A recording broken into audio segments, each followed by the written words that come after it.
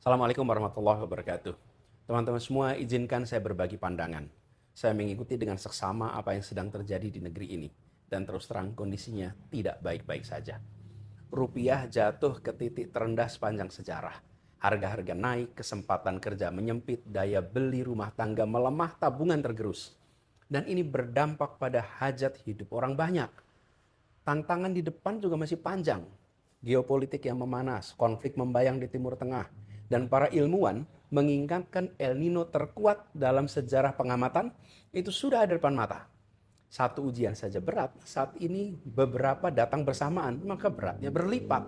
Dalam situasi seperti ini, yang paling dibutuhkan pasar dan publik adalah satu hal, kepastian. Bukan ketenangan semu, bukan masalah yang ditaburi gula-gula, tapi kepastian yang lahir dari transparansi dan kejujuran. Dari arah yang jelas, dari pemerintah yang tahu akan kemana negeri ini dibawa. Sayangnya itu yang justru tidak kita dapatkan.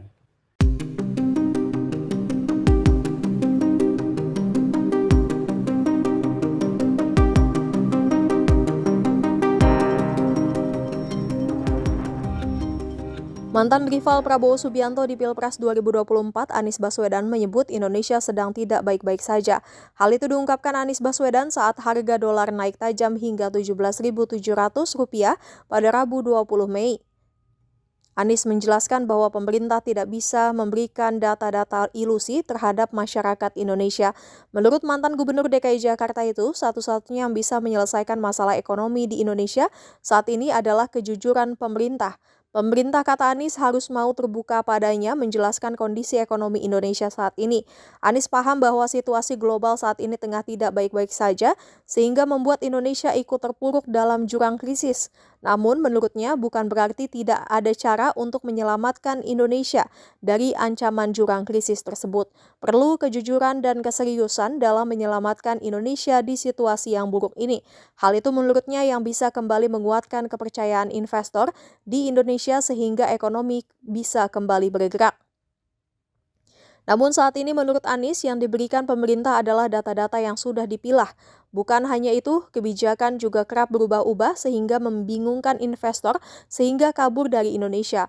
Pun Anies mengkritik metode efisiensi yang kini tengah diterapkan pemerintah. Menurutnya efisiensi kali ini ketat di bawah namun longgar di atas sehingga tidak berdampak apapun pada keuangan negara. Anies pun meminta pemimpin negara saat ini untuk benar-benar serius dalam menjalankan kebijakan. Kebijakan tersebut harus ajak dari atas ke bawah.